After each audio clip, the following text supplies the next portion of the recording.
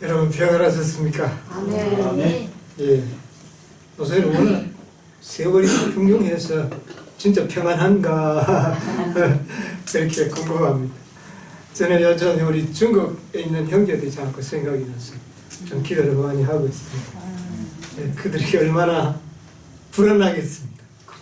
지금 우리 교인들이 그쪽 지방에 많이 살아요. 그쪽 무안 그 부근에 허베이성에 그쪽 주변에 우리 교인들이 상당히 많은데 당부가 하셔야 될 텐데 예.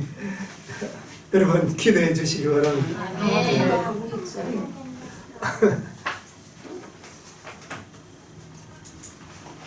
오늘 또 우리 유리한 형제 반갑습니다. 늘 우리 보지는 자주 못 봐도 기도로서 늘 교통하다 보니까 뭐 늘 보는 사람 같은데 자 오늘 또 우리 요한복음 19장에 있는 말씀으로 함께 은혜를 받고자 합니다. 19장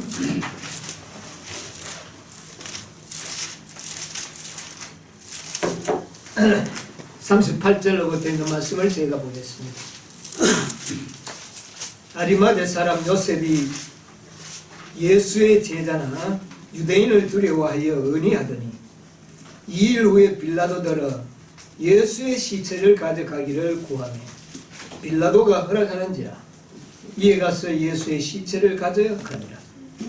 일찍 예수께 밤에 나왔던 니고데모도 모략과 침량 섞은 것을 100근쯤 가지고 온지라.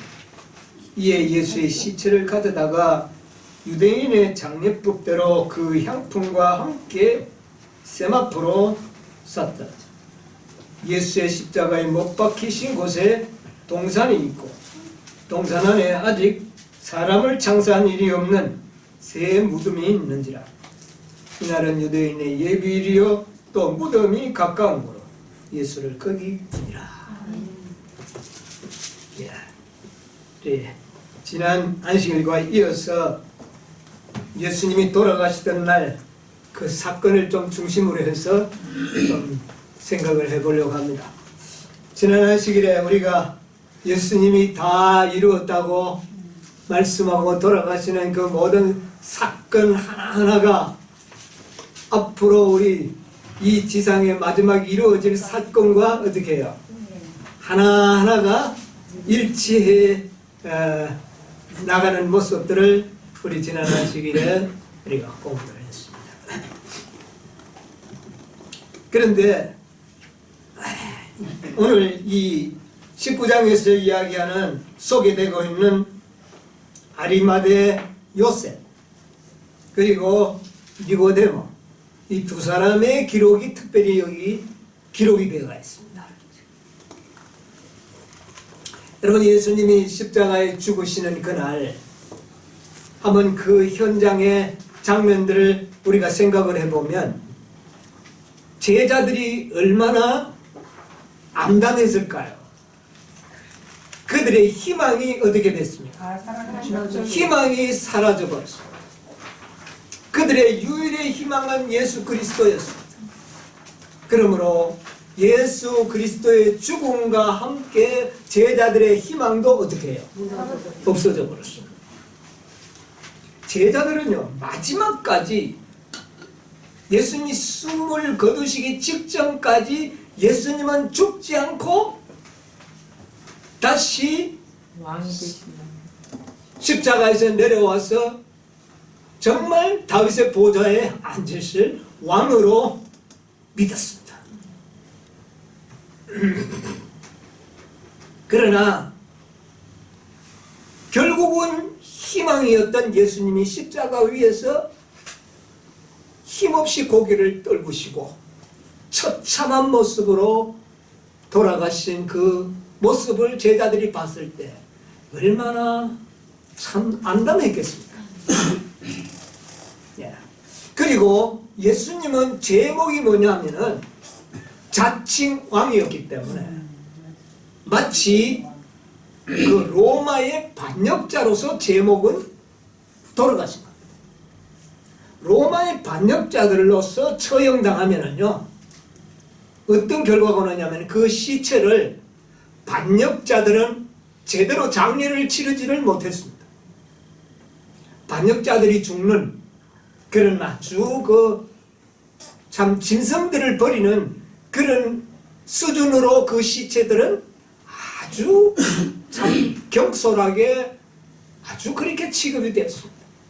자, 이제 제자들은 희망도 없어졌지만 그러나 예수님은 그들에게 매우 소중한 아직도 존재였어요. 왜냐하면 그들은 너무도 예수님을 뭐했기 때문에 사랑이었습니다. 돌아갔었지만 그의 시체는 역시 그들에게 소중한 존재였어요. 그래서 급진하게 장례를 치러주고 싶은데 그렇게 할 수가 없어요. 왜? 반역자의 시체는 저 버리는 장소가 있어서 짐승처럼 버려져야 합니다. 그런데 자기 사랑하는 주님의 시체가 그렇게 버려진다는 것을 생각할 때 제자들은 어떨까요? 낙담을 하고 이 일을 어떻게 했으면 좋을까? 낙담 중에 있을 때 누가 찾아왔어요? 가장 절망적인 상태에서 고민하고 있을 때 아리마대 요셉과 니고데모, 이들은 신분이 오늘날에 우리 한국에 말하면 국회의원에도 아주 참 이름 있는 국회의원, 이런 아주 권세자 두 명이 찾아와서 우리들이 이 예수님의 시체를 장사 지내겠다, 내가 여러분들을 돕겠다고 이렇게 찾아온 겁니다. 여러분, 이 제자들에게는 이 두 사람이 구세주였어요. 얼마나 희망이 솟아올랐겠어. 비록 예수님에게 실망했지만 그 사랑하는 예수님의 시체를 극진하게 장례를 치러주고 싶은데 그럴 수가 없었어. 그런데 아리마대 요셉과 또 그 다음에 니고데모가 그냥 온 것도 아니에요. 아주 값진 향료를 100건이나 가져와서 아마 예수님처럼 그렇게 정성스럽게 또 고귀하신 분으로 장례에 치른 사람이 없었어요.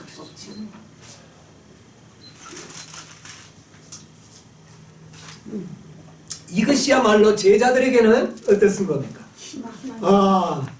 정말 영광스럽고 또 이 아리마대 요셉과 니고데모는 제자들에게 너무너무 감사한 존재가 됐어요. 그런데 말입니다, 다 실망하고 도망가고 예수님이 죽으시던 그 장례하던 당시에는 세 제자만이 예수님의 세 제자와 몇몇 여인만이 그 장례에 동참하고 다 도망가고 그랬습니다. 그런데 말이죠. 그런데 그렇게 영광스럽게 주님의 그 시신을 영광스럽게 장례할 수 있었던 것은 누구 때문입니까? 이 요셉과 아리마대 사람, 이 니고데모였어요. 이때의 장면을 예언의 신에는 아주 잘 묘사를 했는데 한번 읽어보겠습니다. 시대소망 772페이지에서 3페이지 쪽에 이 글을 잘 묘사했기 때문에 우리가 이거 한번 읽어보는 게 좋을 것 같아요. 자, 보겠습니다.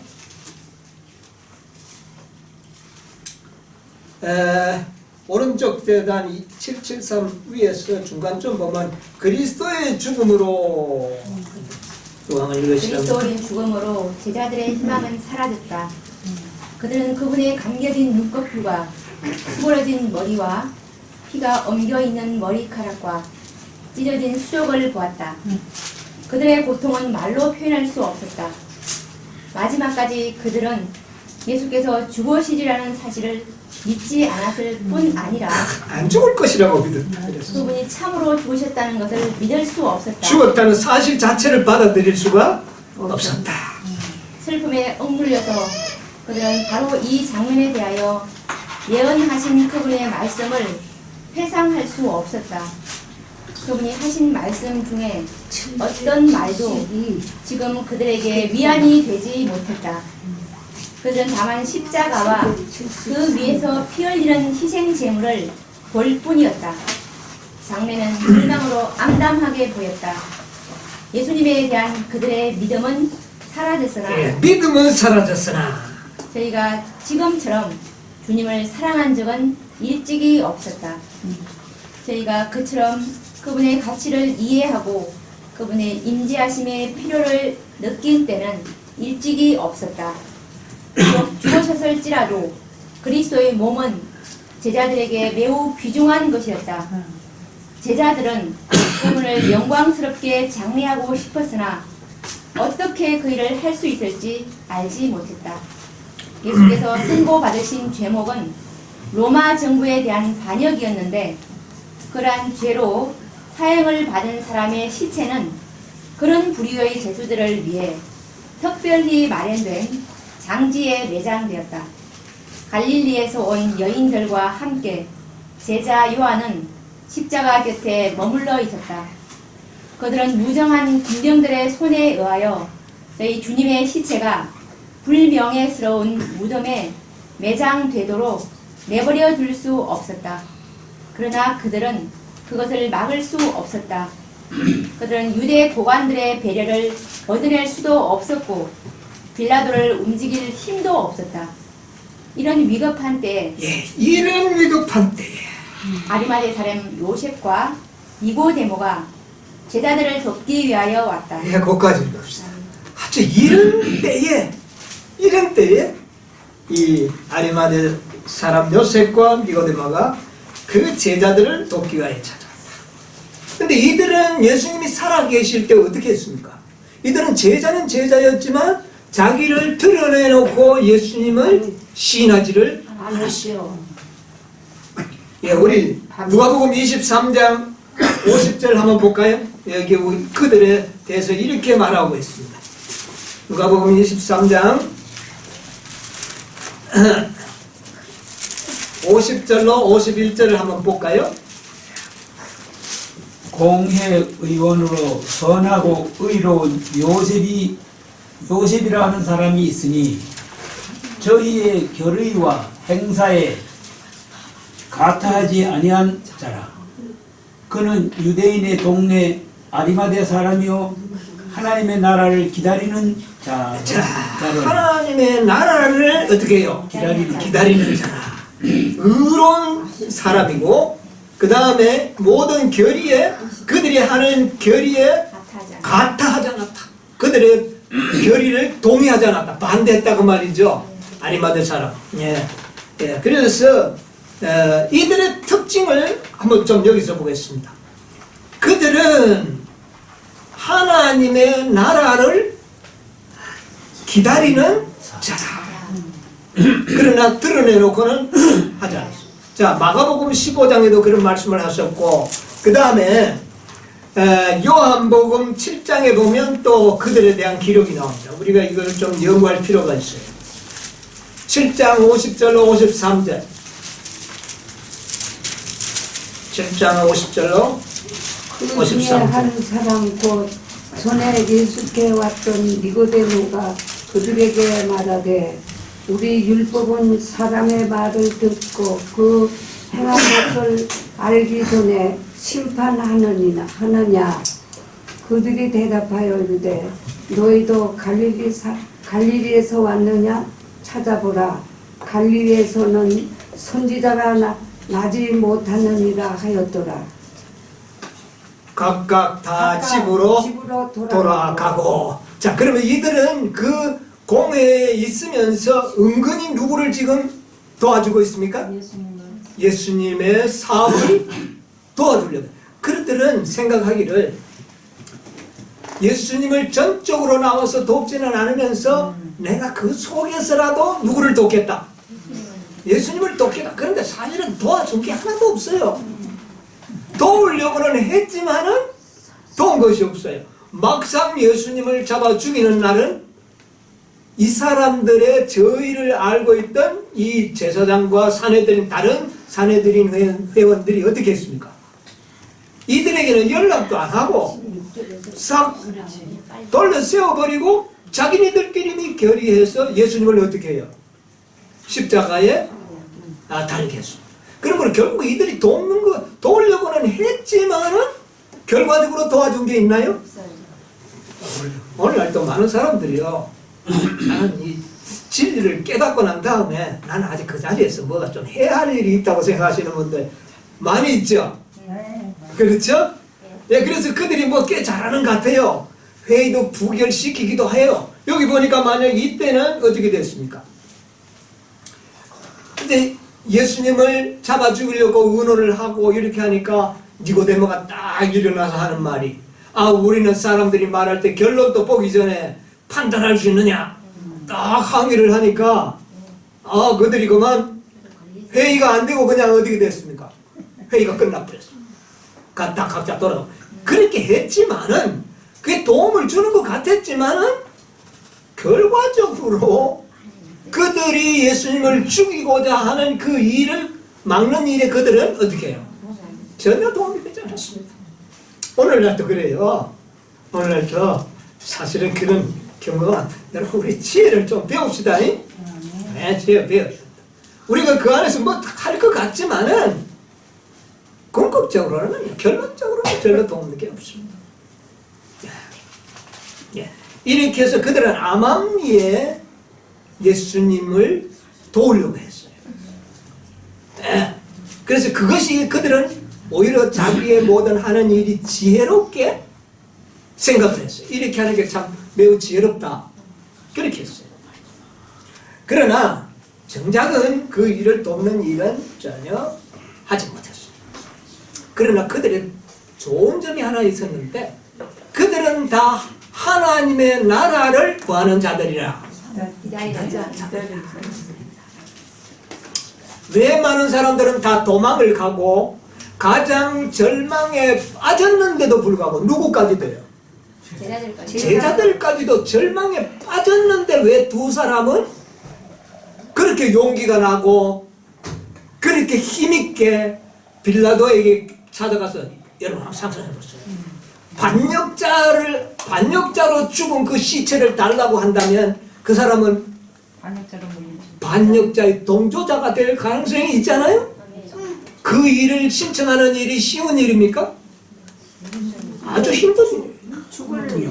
예, 그거 쉬운 일이 아니에요. 생명을 바치고 당장. 예, 그거 뭐 좋은 일로 죽은 사람 같으면 모르지만은 나라의 반역자로 죽은 자를 찾아가서 그 시체를 달라 하는 건 이거는 믿음 없이는 안 되는 거예요.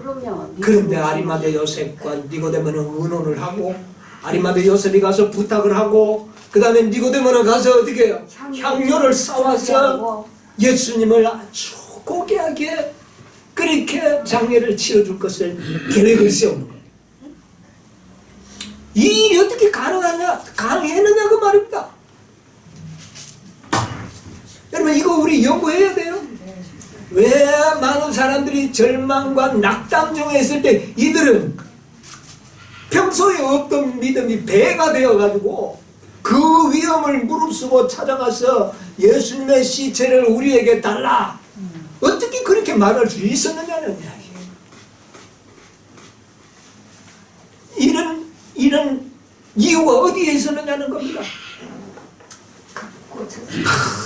그냥 뭐 예수님과 함께 죽는데도 같이 가겠다고 하던 제자들은 혼비백산을 하는데 평소에 자양하게 있다가도 가장 위급한 순간에 와서 하는 말이 뭐라 그럽니까? 시체를 예. 이 예수의 시체를 우리에게 달라. 그렇게 말할 수 있는 놀라운 그 믿음의 사람이 될 수 있었던 이유가 어디에 있었는가? 이것을 우리가 연구해야 돼요. 자, 그것은 어디에 있었느냐면 여러분 이 니고데모를 우리 한번 생각해 봅시다. 자, 요한복음 3장에 보면 요한복음 3장 14절로 있는 말씀을 봅시다. 니고데모에게 한 말입니다. 모세가 광야에서 뱀을 든 것 같이 인자도 들려야 하리니 이는 그를 믿는 자마다 영생을 얻게 하려 하심이라. 자, 이 두 글을 읽기 전에 예수님께서는 니고데모에게 거듭남의 모든 진리를 이야기하셨죠. 그러나 니고데모가 그 말을 즉시로 믿지를 않았어요. 그러나 그 마음에 하나 딱 세게 둔 것이 있었습니다. 니고데모의 마음에 무슨 말일까요? 모세가 광야에서 뱀을 든 것 같이 예, 인자도 들려야 하리니. 예, 모세가 광야에서 뱀을 든 것 같이 인자도 어떻게 해요? 뭐처럼? 녹뱀처럼 나무에 달려야 하리니. 그 다음에 이는 저를 믿는 자마다 녹뱀을 쳐다본 자마다 살았던 것처럼 나를 쳐다보는 자는 어떻게 해요? 영생을 얻으리라. 그리고 16절에 하나님이 세상을 이처럼 사랑하사 독생자를 주세요. 그 독생자가 바로 누구라는 겁니까? 예수 자신이라는 말이거든요. 인자가 달려야 하리니. 그런데 그 독생자를 믿으면 영생을 얻어요. 그러니까 니고데모는 뭐를 딱 염두에 뒀습니까? 예수님이 십자가에 땅에서 달려 돌아가실 것을 예언하셨으니 이 예언이 과연 응해질 것인가? 이것을 마음에 어떻게 해요? 염두에 두고 있어요. 그러니까 한마디로 이야기하면 그들은 뭐를 믿었단 말입니까? 예언. 연구를 또 했다는 거예요. 네. 그러니까 예언을 연구했다는 거죠. 그걸 생각하면서 이제 메시아에 대한 연구를 했겠죠? 그런데 과연 그 사람이 바로 저 예수가 맞느냐 이거를 이제 그들은 보고 있었던 거예요.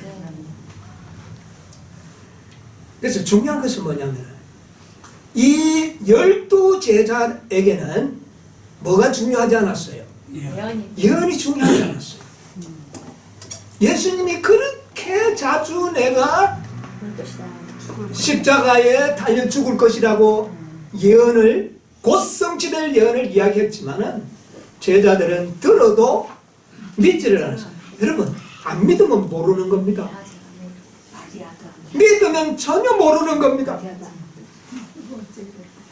방금 읽었지만 그들은 예수님이 하시던 모든 말씀이 돌아가시는 그 순간에 기억이 났나요? 내가 죽을 것이다 하는 그 말 했던 말이 기억이 났습니까? 그때로도 기억이 나면은 실망을 안 했을 거예요. 죽으시려고 그래서 돌아갔었으니 이거 대단한 일이다 이렇게 됐어요. 곧 살아나시겠고. 그런데 그 말을 여러 수십 번을 하셨지만 안 믿으니까 전혀 안 들었던 것과 동일하게 똑같이 그들은 몰랐어요. 여러분 성경을 아무리 많이 읽고 아무리 여러분 연구를 해도 믿지 않으면 그 말이요 전혀 보지 않은 것과 동일한 겁니다. 여러분들 자꾸 그러잖아요. 이 말을 보았는데 왜 사람들이 왜 그러냐. 뭐 하지 않으면 믿지 아니하면 안 보는 것과 듣지 않은 것과 동일한. 그래서 이 사람들은요 예언을 연구하는 사람. 그래서 동일한 사건을 두고 동일한 사건, 예수님이 십자가에 죽으시는 동일한 사건을 두고 어떤 사람은 믿음이 생겨서 담대하게 그리스도를 증거하는 사람이 되느냐 하면 어떤 사람은 동일한 사건을 두고 절망에 빠졌어요. 뭐의 차이입니까? 믿고 안 믿고. 믿음, 무엇을? 예언을. 제자들도 예수를 믿었잖아요. 니고데모도 믿는 사람이었어요. 그런데 뭐의 차이점이었습니까? 예언의 말씀을 믿는. 제자들은 예언에 관련된 말씀에는 관심이 없었어요. 그러나 니고데모와 아리마대 요셉은 예수님의 하신 예언의 말씀에 뭐가 있었어요? 그래서 똑같은 사건이 일어났을 때 한 사람은 믿음이 충천하고 한 사람은 도망가고 예언을 연구하는. 아멘. 그만치 여러분이요, 예언의 중 앞으로 우리들에게 우리의 믿음을 지탱시켜 줄 수 있는 것은 예언이라는 사실입니다. 아멘. 아멘. 예언이 없으면 결코 우리의 믿음은 지탱되지 못합니다. 아멘. 만약에 베드로가 아리마대 요셉이나 니고데처럼 예언을 중시하고 믿었더라면 다시는 참 다 아프려도 나는 버리지 않겠다고 하는 그 믿음 가지고 예언을 믿어버렸더라면 승리의 집 아마 베드로는 예수님이 십자가 가는 동안에 울면서 찬송을 하고 기뻐서 따랐습니다. 아멘. 주님께 용기를 주면서 주님 주님 주님. 그러나 예언에 대해서 그들은 관심이 없었어요. 여러분, 오늘날 이 세상을 자세히 보십시오. 예언에 대한 관심이 있나요 없나요? 없어요. 오늘날의 예언에 대해서 관심이 없습니다. 과거에 지나간 예언, 이미 이루어진 예언만 자꾸 붙들고 그것만 이야기하지 앞으로 현 시대에 이 시대에 주어진 예언들에 대해서는 어때요? 힘이 없어요. 전혀 관심이 없어요. 그래서 오늘날 우리가 연구해야 될 것이 바로 이런 것들입니다. 자, 우리 예언의 신에 있는 말씀 하나 더 보겠습니다. 시대소망 775페이지 6페이지 십자가에 달리신 예수님을 보았을 때부터 한번 읽어보시죠. 십자가에 니고데모는 달리신 예수님을 보았을 때 니고데모는 모세가 광야에서 뱀을 든 것 같이 인자도 들려야 하리니 이는 저를 믿는 자마다 영생을 얻게 하려 하심이니라. 그 밤에 감람산에서 하신 그분의 말씀을 회상하니 이게 바로 예언 아닙니까? 그죠? 네. 예, 예언입니다. 그리스도께서 무덤에 누워 계시던 그 안식일에 니고데모는 깊이 생각할 기회를 가졌다. 이제 더욱 밝은 빛이 그의 심령을 비추었다. 그리고 예수께서 그에게 하신 말씀이 이제는 신비스럽지 않았다. 구주께서 살아계실 때 자기 자신이 그분과 밀접한 관계를 맺지 않으므로 큰 손실을 큰 손실을 당했다는 당했다는 것을 깨달았다. 아멘. 이제 그는 갈바리의 사건을 회상하였다. 자신을 살해하는 자들을 위한 그리스도의 기도와 죽어가는 강도의 간청에 대한 그분의 대답이 학식 많은 의원의 마음을 움직이고 있었다. 다시 그는 고민 중에 계신 구주를 바라보았고 정복자의 말처럼 다 이루었다는 마지막 예수님의 이 다 이뤘다는 말은요, 이거는 그 어떤 죄인으로 죽는 그런 마지막 그런 비명소리가 아니었습니다. 이것은 완전한 큰 승리의 함성이었어요. 예, 그것을 니고데모는 그렇게 들리는 겁니다. 예, 보세요. 그는 다시 흔들리는 땅과 어두워진 하늘과 찢어진 휘장과 터진 바위들을 이걸 보고 다른 사람들은 두려워서 다 도망을 갔지만은 니고데모 아리마대 요셉은 이 사건이 이것은 바로 그리스도의 신성을 증거하는 모든 증거자료로 보이는 겁니다. 아멘. 예. 그리하여 그의 믿음은 영원히 굳게 확립되었다. 예, 그의 믿음 영원히 굳게 확립되었다. 제자들의 희망을 무너뜨린 바로 그 사건이 요셉과 니고데모에게는 예수님의 신성을 확신시켜 주었다. 그들의 공포심은 확고부동한 신앙의 용기로서 극복되었다. 그리스도께서 무덤 속에 누워 계신 그때처럼 군중들의 주목을 끈 일은 일찍이 없었다. 백성들은 늘 하던 대로 병자와 고통하는 자들을 성전 마당으로 데리고 와서 예, 거기까지 봅시다. 자, 그래서 똑같은 사건이 이 제자들에게는 어떻게 해요? 희망을 무너뜨리는 사건이 되었고, 그 다음에 니고데모나 이 아리마대 요셉 예언을 연구하던 자들에게는 이거야말로 영원히 믿음을 굳게 확립하는 기회. 여러분, 앞으로 우리가 예언을 연구해야 되겠습니까? 안 해야 되겠습니까? 해야 되죠. 그런데 이 예언은 그렇게 기분 좋은 것만이 아닙니다. 메시아가 죽는다고 하는 이 예언을 이스라엘 백성들이 몰랐던 것이 아닙니다. 죽을 것에 대한 예언을 성경에 얼마나 기록을 많이 되어 있습니까? 그렇죠? 이사야 53장에 다 어떻게 합니까? 뭡니까? 예수님이 죽으실 것을. 그들은 이사야서를 안 읽을까요? 다 읽었죠. 그러나 그게 자기들의 개념에 맞지가 않는 거예요. 자기들의 생각에 부합되지가 않는 겁니다. 지금 그 똑같은 거예요. 성소 제도 자체가 그걸 말을 하는 거예요. 예, 전혀 그들은 그 말이 그들에겐 좋은 복음이 아니었어요. 예, 자, 당대에 많은 사람들이 믿던 기본 신앙들이 뭡니까? 하나님은 유일한 신이다. 다 믿었죠? 네, 아멘. 예, 또 그 다음에 메시아를 기다리는 거 다 믿었죠? 안 믿은 사람이 아닙니다. 다 믿었습니다. 그 다음에 메시아가 올 때가 다 되었다는 예언까지도 어떻습니까? 다 믿었잖아요. 다 믿죠. 이제 곧 메시아가 이 땅에 오실 것이라는 사실을 그들 다 믿었습니다. 누구도 믿었느냐? 이스라엘 백성 전체가 다 믿었다. 뭐 일부분만 믿은 게 아니에요. 다 알고 있었다는 겁니다. 그런데 그들은 메시아가 오면 다윗의 어떻게 해요? 보좌에 앉을 것이다. 여러분 그게 잘못된 게 아니에요. 자 여러분 누가복음 1장에 보면 천사가 와서도 그렇게 이야기를 했습니다. 누가복음 1장 한번 읽어보세요. 1장 32절.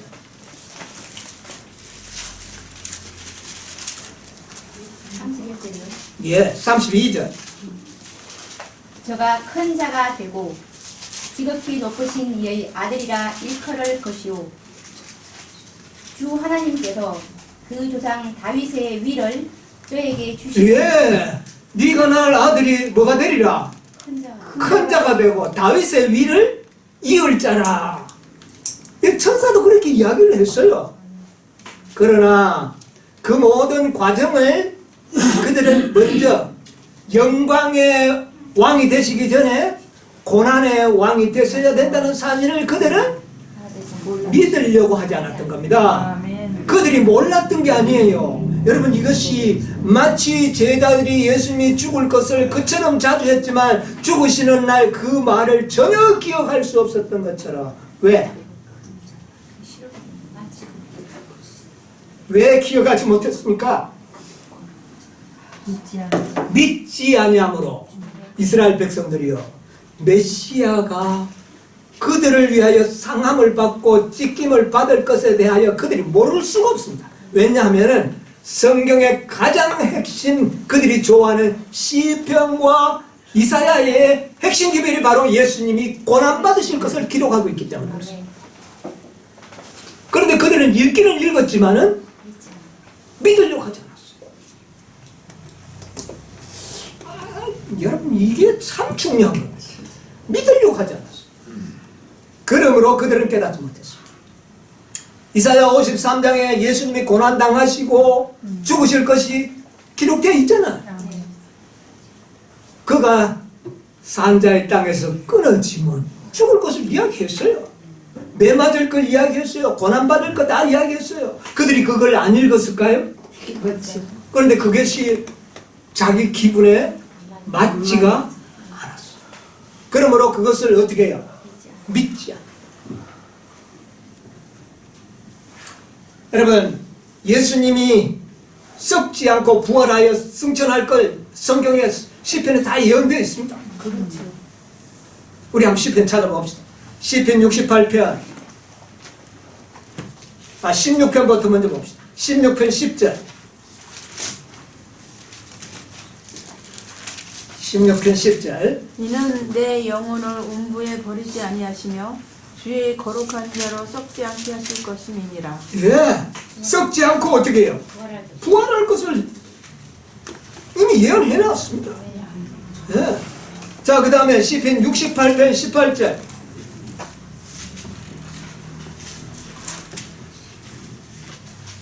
68편 18절 주께서 높은 곳으로 오르시며 사로잡은 자를 끌고 선물을 인간에게서 또는 패역자 중에서 받으시니 예. 여호와 하나님이 저희와 함께 거하려 하심이라. 예, 예수님이 승천할 때 혼자 가는 것이 아니라 사로잡은 자를 사로잡은 자, 그 십자가에 돌아가시는 그날 부활한 성도들을 이끌고 갈 것을 이미 여기 예언해놨지 않습니까? 여러분, 이스라엘 백성들은 시편을 달달달달 외웠습니다. 우리는 지금 시편 잘 못 외우죠. 우리는 이거 잘 못 외워요. 저도 잘 못 외워요. 그러나 그들은요, 시편 달달 외웠습니다. 이사야서를 달달 외웠습니다. 그런데 왜 그들은 이런 사실을 전혀 몰랐을까요? 뭐 하지 않았기 때문에. 믿지 아니함으로 모르는 거예요. 못 듣고 못 봤기 때문에 모르는 것이 아닙니다. 여러분, 이거 분명히 하고 기억하십시오. 못 듣고 못 봤기 때문에 몰란 것이 아니라 믿지 아니함으로 알지 못하였다. 자, 시편 22편 16절로 18절 얼마나 상세하게 기록했는지 보세요. 시편 22편 18절로 16절로 18절. 개들이 나를 애워쌌으며 악한 무리가 나를 불러 내 속을 찔렀나이다. 내가 내 모든 뼈를 셀 수 있나이다. 저희가 나를 주목하여 보고 내 겉옷을 나누며 속옷을 제비 뽑나이다. 좋아요. 예. 멀리 하지 옷을 어떻게 한다고요? 제비 뽑을 것까지 거기 어떻게 했습니까? 예언해놨잖아요. 그러면 예수님이 십자가에 달려 돌아가시는 그날 그 밑에서 로마 병정들이 그 옷들을 제비 뽑을 때 제자들은 어떻게 했어야 됩니까? 그들은 이거 깨달았어야 됩니다. 그러나 전혀 깨닫지 못했습니다. 뭐 하지 않았기 때문에.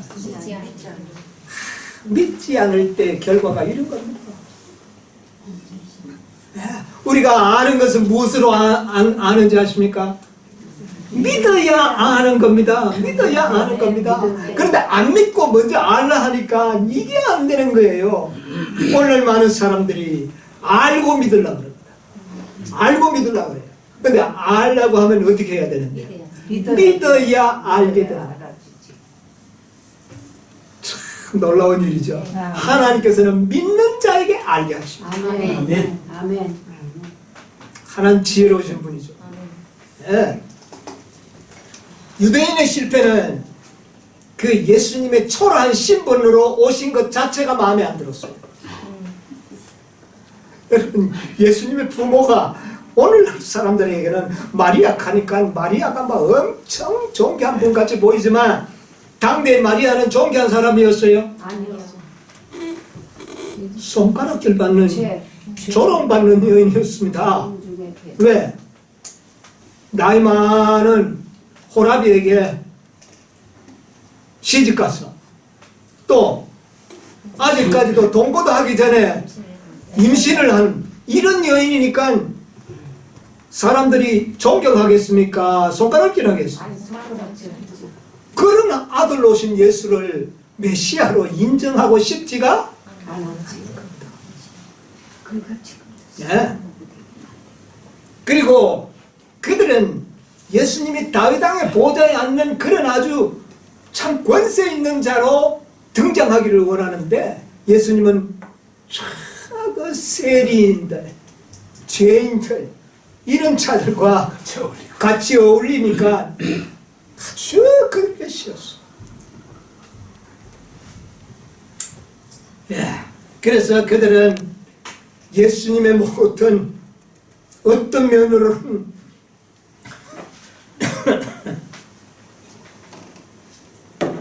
병자를 고치고 선한 일을 행하시는 일들을 보았을 때는 하나님의 아들다운 모습을 보았지만은 믿으려고 하지 말았어요. 그래서 그들은 하나님의 아들로 인정하는 일에 유대인들은 어떻게 했습니까? 실패했어요. 네. 예수님의 다른 모든 조건은요 다 성경과 옳았어요. 그런데 단지 비천하게 사시는 예수님의 모습을 좋아하지 않았어요. 그럼 제자들은 왜 실패했습니까? 제자들은 하나님의 아들로는 어떻게 했어요? 인정했잖아요. 한 걸음 더 나아갔죠? 예. 많은 유대인들은 하나님의 아들로도 인정 안 했는데 제자들은 하나님의 아들까지로는 인정을 했지만 죽으시는 것은 아니에요. 십자가의 고난을 받으시고 돌아가신다고 하는 그 사실을 못 들어서가 아니라 그 말을 할 때 이 베드로나 이 제자들은 길을 막고 싶었어.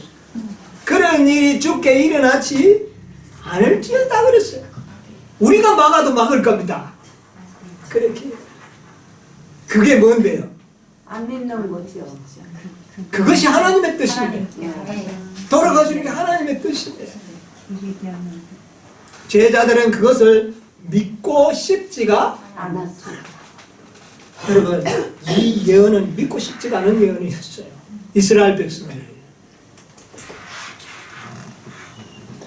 그러나 십자가에 돌아가신 이후에 아리마대 요셉과 니고데모는 그것을 당시에 직접 믿지는 않았지만 염두에 둔 거예요. 그러면서 예언을 참 그러면서 이분이 맞는지 안 맞는지 한번 두고 보고 있는데 십자가에 돌아가시자 그들은 용기 100배해서 예수님의 시체를 장례하기 위하여 제자들을 찾아왔다는 거예요.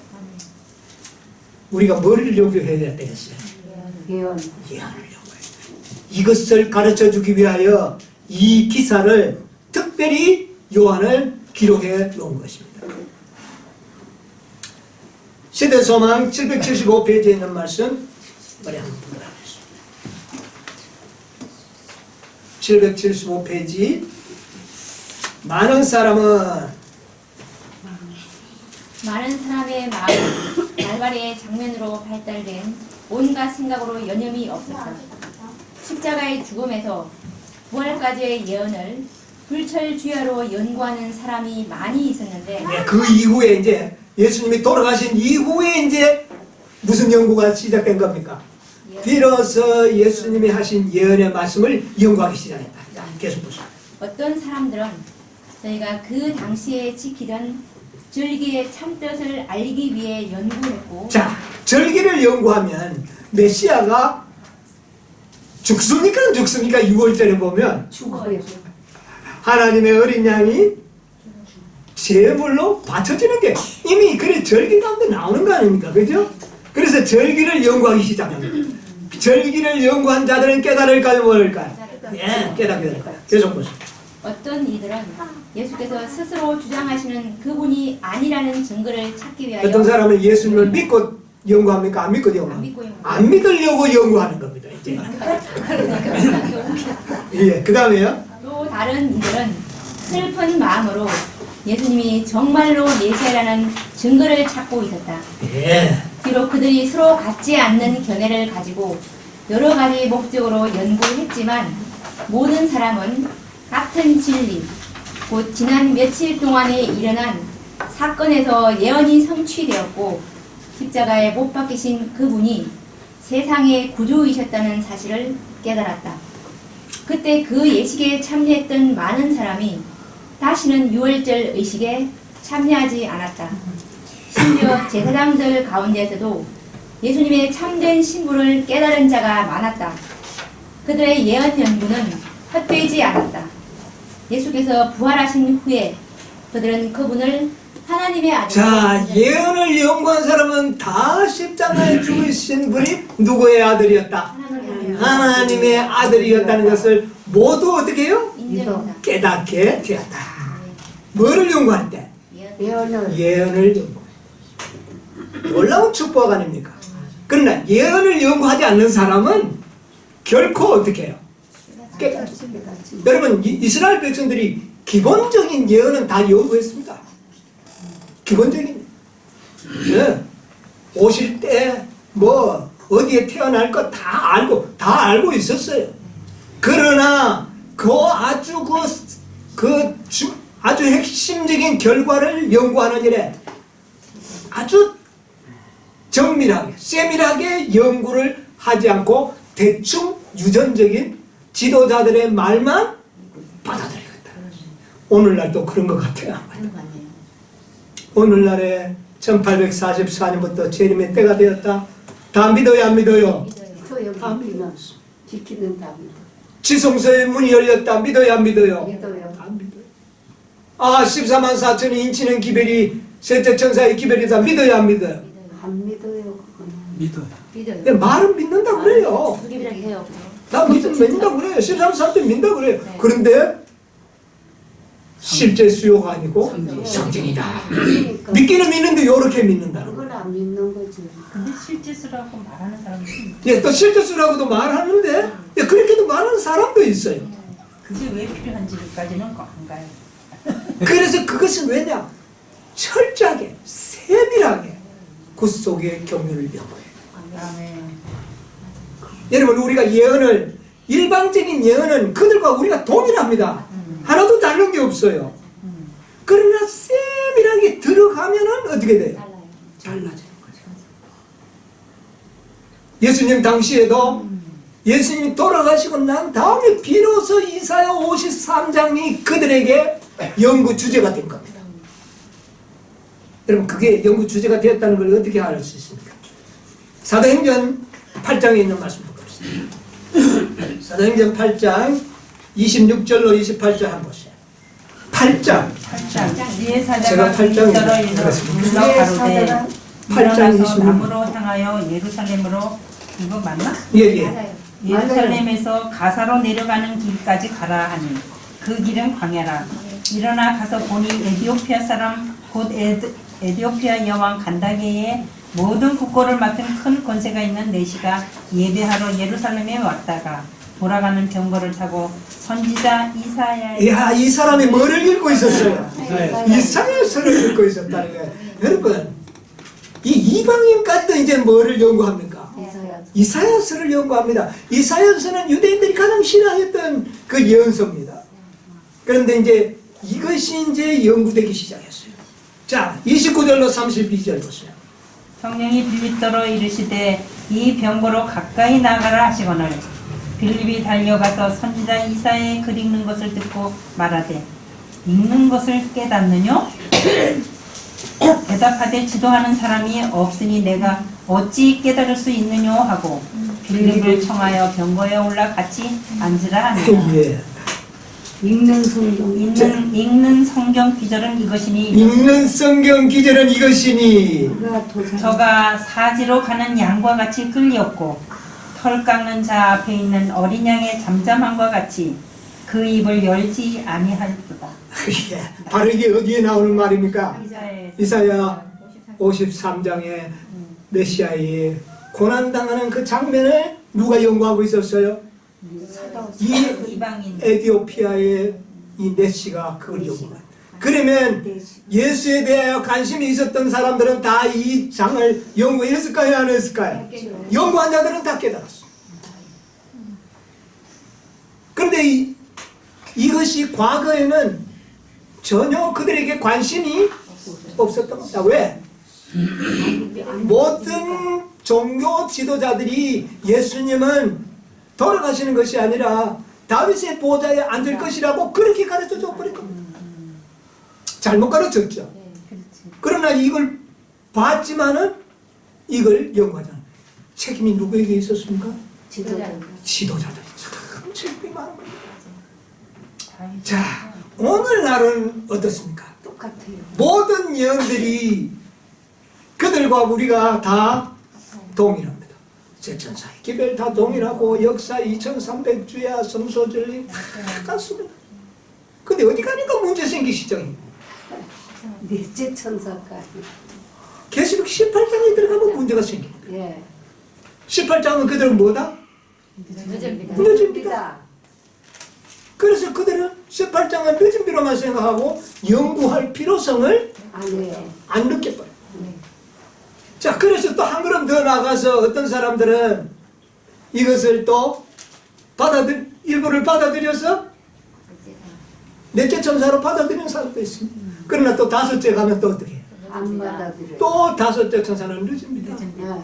그리고 그것을 연구하려고 하지 않습니다. 이게 예언인데 연구하려고 하지 않습니다. 그 다음에 셋째 천사의 기별 속에 가장 핵심인 14만 4천인을 그들은 연구하기를 좋아하지 않습니다. 이게 자기 마음에 안 맞아요. 왜 안 맞을까요? 왜 14만 4천이 안 맞을까요? 자기들에게. 숫자가 적어서. 숫자가 적은 것도 하나의 이유가 될 수 있어요. 또 한 가지는. 표준이 너무 높아서. 예. 오늘 우리 오전에 배운 그 기억절 말씀.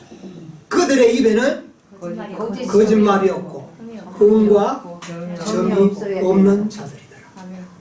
이런 자가 되어야만이 어떻게 해요? 14만 4천이 된다니까 자기 생애가 아무리 살아봐도 그렇게 안 되니까 이 진리가 돼요. 싫은 거예요. 이거 안 하고 구원받을 수 있는. 네? 이렇게 되지 않고도 구원받을 수 있는 길이 없는가라고 생각하는데 지도자들은 뭐라 그럽니까? 그거는 상징이고 구원에 관계도 없고 그러니까 이제 그게 좋은 거예요. 그렇다고 생각하면 진리 자체를 완전히 내버리는 건 아니에요. 상징이다. 그러니까 거의 같아요. 말로서는 거의 비슷한 것 같아요. 믿는다고 이야기해요. 그런데 그들은 사실은 14만 4천인의 진리를 안 믿어요. 믿지를 않고 있습니다. 그것을 또 가르치기를 좋아하지 않습니다. 자, 그래서 이 중요한 요 세밀한 부분, 이거는 우리들에게 굉장하게 중요한 문제지만 일반 체험 성도들에게는 별로 중요하게 느껴지질 않습니다. 여러분, 우리가 지금 시대의 소망 762페이지의 말을 우리는 엄청 좋아하죠. 좋아하죠. 평안해져요. 근데 이게요, 넷째와 다섯째의 천사의 기별을 통하여 우리의 영적 수준이 높아지지 않으면 그 기별이 별거 아닙니다. 믿으면 구원 얻는 거고 뭐 예수님은 우리의 다 해가지고 해주는 건데 전혀 그들에게는 그렇게 우리처럼 새롭게 들리는 말씀이 아닙니다. 저도 옛날에 이 기별을 이처럼 깨닫지 못한 때에 이미 시대소망 762페이지를 빨간 줄을 쳐놨지만 좋은 말씀이라고는 생각했지만 지금처럼 이렇게 느낌이 오지는 않았잖아요.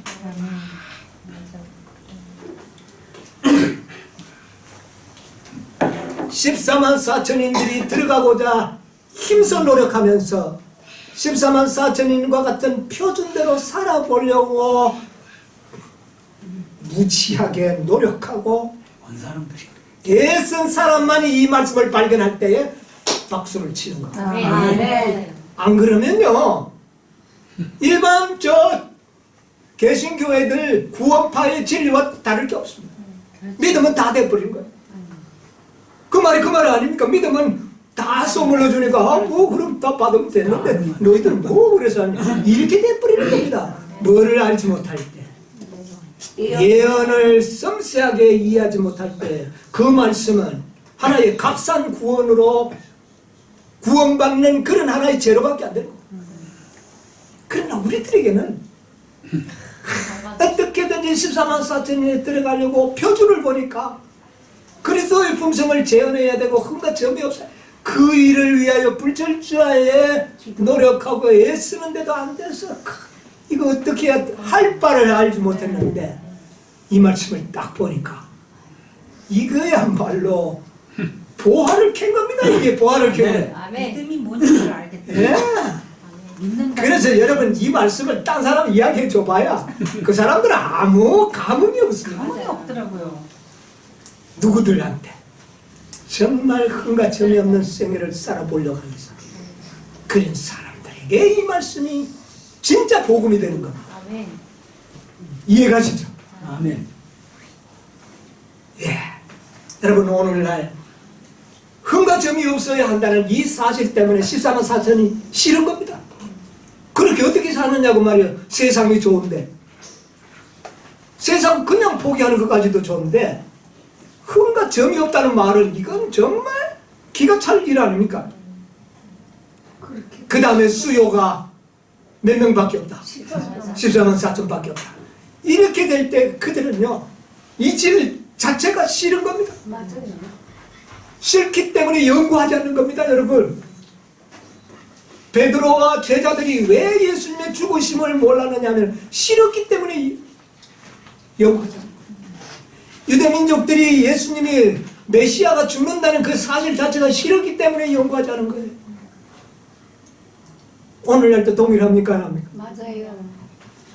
그래서 바로 이 요셉의 무덤에서 시대의 소망에 기록된 이 말씀은 오늘날 이 백성들에게 큰 깨달음을 주기 위하여 기록했다는 걸 기억하시기 바랍니다. 아멘. 우리는 예언을 요구하는 백성인데 아멘. 비록 내 마음에 올 그 마음이 정말 썩 동의할 수 없는 이야기지만 그 말씀을 믿고 연구하는 자들은 길이 열리는 것입니다. 그래서 넷째와 다섯째는 사실은 14만 4천인을 뭐하기 위하여 주어진 기별입니까?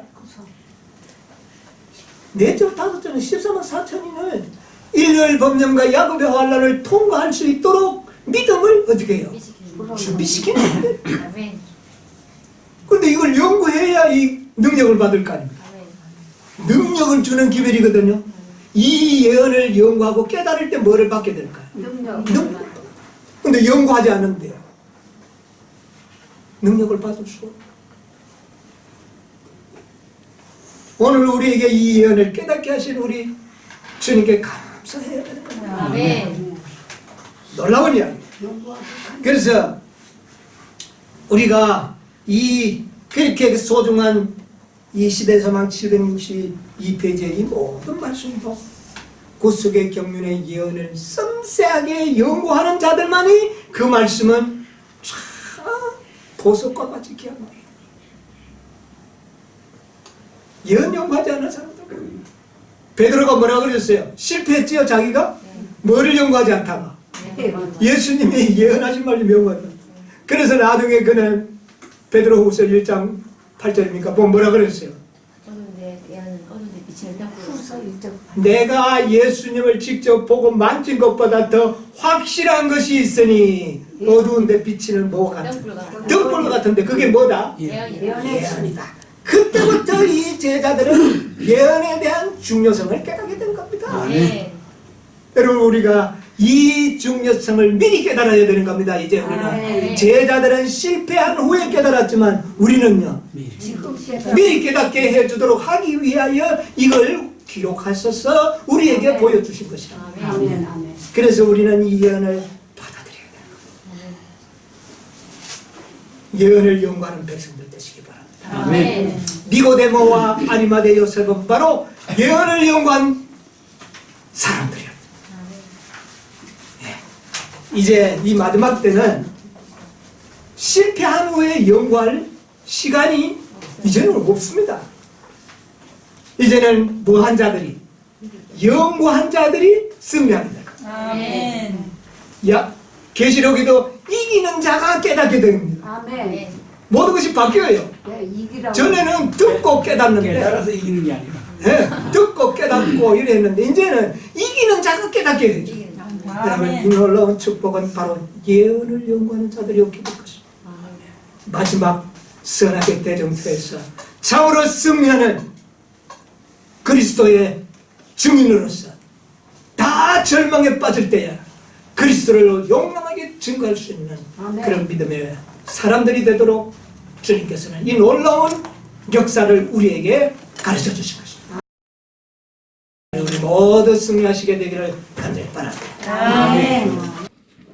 찬송과 존귀와 영광을 받으시기에 합당하신 하늘에 계신 우리 아버지, 아버지 은혜를 감사합니다. 이 땅에 세상이 알지 못하는 이 거룩한 날에 아버지와 우리의 적은 무리지만 오늘도 주님께 나와 주님의 성호를 찬양하며 이 시간 하늘로부터 놀라운 진리의 말씀으로 들려주셨사오니 감사하옵나이다.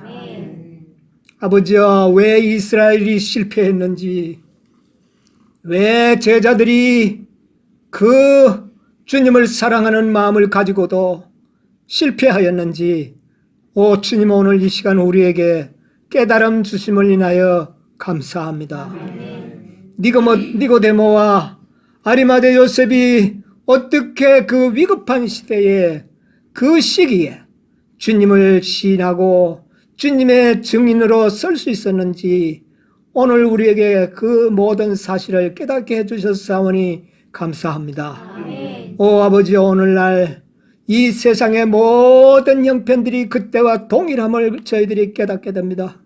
주여, 일반적인 모든 진리, 일반적인 예언들은 다 믿고 있지만 가장 이 마지막 클라이막스를 이루어야 할 그 섬세한 예언에 있어서는 그들이 부인함으로 말미암아 앞으로 준비되지 못하고 승리자가 되지 못할 것을 우리에게 이렇게 보여주시고 깨닫게 해주시니 감사합니다. 아멘. 주여, 오늘 우리에게 가르쳐 주신 이 예언의 말씀 기억할 수 있도록 도와주시고 부지런히 연구하며 우리의 믿음들을 잘 준비할 수 있도록 그렇게 축복하여 주시옵소서. 아멘. 오늘 또 아버지의 거룩한 날을 지키는 당신의 모든 백성들 다 축복하여 주시옵소서. 그리고 오늘 나오지 못한 영혼들 어떤 형편에 있는지 알지 못합니다. 주여, 다 복을 주시고 이 안식일에 충만한 은혜를 저희들과 동일하게 베풀어 주시기를 간절히 빌고 원하옵나이다. 이제는 아버지의 무한하신 사랑과 또 우리 주님의 또 그 크신 은혜와 성령의 감화 감동하심이 우리 모두와 함께하여 주옵시기를 예수님의 이름으로 기도하옵나이다. 아멘.